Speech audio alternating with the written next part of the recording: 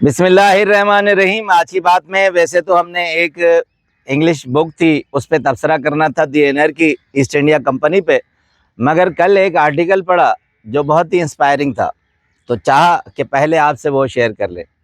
جاوید چودھری صاحب کسی تعریف کے محتاج نہیں ہیں، انہوں نے پورے 19 سال ایکسپریس میں کام کیا، آرٹیکل لکھے اور چینل پر کام کیا۔ ان کی اپنی آٹو بایوگرافی ہے، 2 والیوم میں ان کے آرٹیکل ہیں ایکسپریس کے بعد۔ تو چاہوں گا ایسی موٹیویشنل بات ہے کہ سبق آموز ہے ہماری زندگی میں، تو 2 چیزیں آپ سے شیئر کروں۔ کہتے ہیں کہ میں نے پوری زندگی میں صرف 2 اخبارات میں کام کیا، پاکستان ٹائم میں کام کیا اور اس کے بعد ایکسپریس میں 19 سال۔ 3 سال تک پاکستان اخبار میں۔ 1993 میں بتاتے ہیں کہ میں سب ایڈیٹر تھا پاکستان اخبار میں، اور وہاں اخبار کا دورہ تھا۔ ایک چھوٹی سی سرخی لگانے کے لیے یا تصویر آنے کے لیے بہت تقدو کرنی پڑتی تھی۔ دور دراز سے لوگ آتے تھے اور ان کی بہت خواہش ہوتی تھی اور بہت بڑی بڑی سفارشیں کرواتے تھے۔ کہتے ہیں کہ کے پی کے سرحد سے دور دراز ایک علاقے سے ایک خان صاحب تھے، ان کا ڈرائیور آتا تھا، وہ چھوٹی سی خبر اپنے علاقے کی مجھے دیتا تھا اور بہت شکر گزار رہتا تھا، اور خان صاحب کی سلام اور دعائیں بھی مجھے اکثر دیتا تھا۔ ہزارہ کے کسی ایک ریاست کا وہ ایم این اے تھا اور ہمیشہ وہ ایم این اے بنتا تھا، مگر مجھے سلام بدستور بھیجتا تھا اور اکثر اوقات مجھے کہتا تھا کہ آپ ان کی دعوت پر آئے۔ کہتے ہیں کہ ایک مرتبہ ان کا بھتیجا ڈرائیور ہو کر آیا اور انہوں نے کہا کہ خان صاحب نے آپ کو بلایا ہے، آپ کی دعوت ہے، اور آپ کو اسپیشلی انہوں نے کہا ہے۔ اب کہتے ہیں میں نیا اخبار میں تھا اور اس طرح کی دعوتیں اور اس طرح کے پیغامات بہت اچھے لگتے تھے۔ میں نے بھی کام چھوڑا اور میں ان کی دعوت پر چلا گیا۔ اسلام آباد میں دفتر تھا، ایم این اے ہاسٹل تھی اور وہیں ان کا کھانا تھا۔ کہتے ہیں میں گیا تو ایک عجیب منظر تھا اور اس منظر نے میری ساری زندگی بدل دی۔ کہتے ہیں میں جیسے ہی ایم این اے ہاسٹل میں گیا تو ایک بہت بڑا ہال تھا اور بہت سارے لوگ بیٹھے ہوئے تھے۔ اچانک جو ٹیبل اور کرسیاں ہٹ گئی، نیچے سب لوگ بیٹھنے گئے اور وہ خان صاحب جو بارش داڑھی میں تھے مجھے پرتپاک انداز سے ملے اور کہا چودھری صاحب اچھا ہوا آپ آ گئے۔ اس کے بعد جیسے ہی کرسیاں ٹیبلیں ہٹ گئی سب نیچے بیٹھ گئے اور میں بھی نیچے بیٹھ گیا۔ اب کہتے ہیں وہ خان صاحب جو تھے وہ خود ٹیبل پر تھے اور اس کی ٹیبل پر بہت ساری روٹیاں رکھی ہوئی تھی۔ 2 منٹ کے اندر منظرنامہ بدل گیا، سب کے سامنے سالن آ گیا اور پھر خان صاحب نے ایک ایک روٹی اڑا کر ایک ایک کے ہاتھ میں دی۔ جیسے ہی کوئی بندہ روٹی چکھتا لیتا اسے ایک چک مار کے پھر کھانا شروع کرتا۔ میں یہ منظر دیکھ رہا تھا، کہہ رہے میں سمجھا بڑی عقیدت ہے، اور ایک ایک کو روٹی دیتا گیا اور ایک ایک نے وہاں سے چک لگا کر پھر بعد میں کھانا شروع کیا۔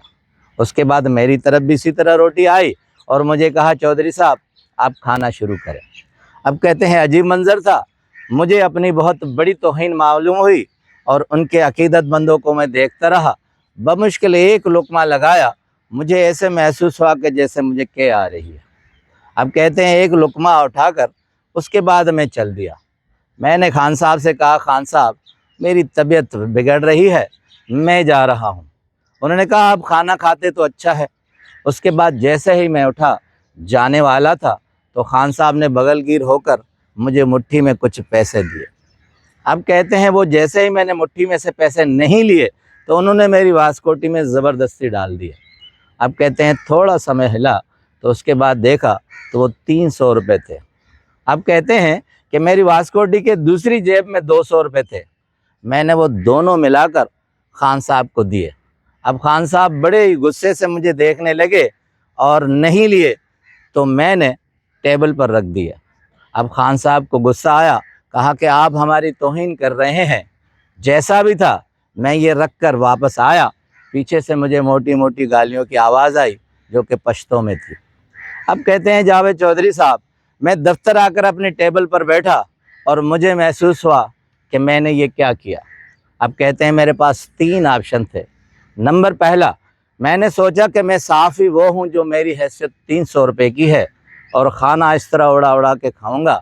اب ایک آپشن یہ تھا کہ یا یہی کام کروں اور اسی طرح میں 300 روپے کا صحافی بنوں۔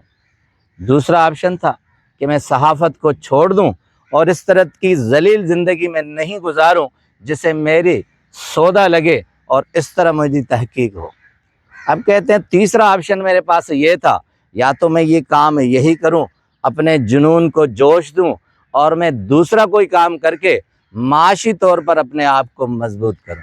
کہتے ہیں تیسرا فارمولہ جو تیسرا تھا وہ مجھے پسند آیا، میں نے یہی کیا۔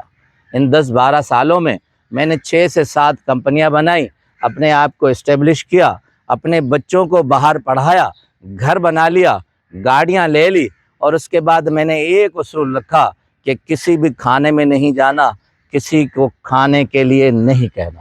کہتے ہیں آپ نے دیکھا ہوگا کہ میرے پوری 19 سالہ اس ایکسپریس کی زندگی میں کسی پریس کانفرنس میں نہیں گیا، وزیر اعظم ہاؤس میں نہیں گیا، وزیر اعلیٰ ہاؤس میں نہیں گیا، کسی بڑے اجتماعات میں نہیں گیا۔ اگر کوئی زبردستی بلاتا ہے، کھانا گھر سے کھا کر جاتا ہوں یا معذرت کر لیتا ہوں۔ آدمی جب اس طرح کی حرکتیں کرتا ہے تو ایک کھانے کے عوض اپنی ساری شخصیت اس پر قربان کر دیتا ہے۔ 4 اور نصیحتیں بہت کمال کی ہیں، چاہوں گا آپ سے شیئر کروں۔ کہتے ہیں عربی کی ایک کہاوت ہے کہ مشورہ ہمیشہ عقل مند اور پڑھے لکھے سے مت لیں، مشورہ ہمیشہ تجربے کار آدمی سے لیں جو زندگی میں گھوما ہوا ہو اور اس نے دنیا دیکھی ہوئی ہے۔ دوسرا مشورہ کہتے ہیں بڑا زبردست ہے، کہتے ہیں کہ ہمیشہ آپ اپنی اولاد کو اپنی زندگی میں ہی معاشی طور پر مضبوط دیکھیں اور خود مختار بنائیں، مگر اس کا یہ مطلب نہیں ہے کہ انہیں اتنا پیمپر بنائیں کہ وہ آپ کے بغیر نہ جی سکیں۔ کہتے ہیں میرے بیٹے پر جنرل فیض نے FIR کٹوائی، اس کے بعد اسے کال کوٹڑی میں بند کر دیا، مگر میں نے کوئی بھی سورس نہیں لگایا۔ حالانکہ کہتے ہیں میرے والد صاحب مجھ پر غصہ ہوئے، مگر میں نے کہا فرض کرو اگر میں دنیا میں نہ ہوتا تو اسے خود ہی جھیلنا پڑتا۔ اپنے بچوں کو دکھ اور تکلیف جھیلنے دیں، مگر معاشی طور پر اپنی زندگی میں انہیں خود مختار بنائیں۔ تیسرا مشورہ بہت خوبصورت ہے، کہتے ہیں ہمیشہ زندگی میں 3 لوگوں سے دور رہیں، ایک سیاستدان، دوسرا بیوروکریٹ، تیسرا بزنس مین۔ کہتے ہیں میں نے جب اپنے بیٹے کی شادی کی، تینوں اشخاص کو نہیں بلایا، صرف دوست اور رشتہ دار تھے۔ ہم نے بہت کھانا انجوائے کیا، شادی کو انجوائے کیا۔ اگر آپ جس سطح پر ہیں کل اس سطح پر نہیں رہیں، یہ تینوں شخصیات آپ کے پاس نہ آئیں تو معاشرے میں آپ کی ہنسی ہو جائے گی، آپ کا تماشا ہو جائے گا۔ یہی چیزیں ہیں۔ اور آخری پوائنٹ کہتے ہیں زندگی میں سرپرائز کو رکھیں، زندگی میں جو اچانک ہوتا ہے اس کے لیے ہمیشہ اپنے آپ کو تیار کریں، کیونکہ جب اچانک آتی ہے تو آپ اپنے حواس سے خمسہ کھو بیٹھتے ہیں اور اسے برداشت نہیں کرتے۔ یہ حصہ اپنی زندگی میں بچا کر رکھیے۔ آپ کا بہت بہت شکریہ۔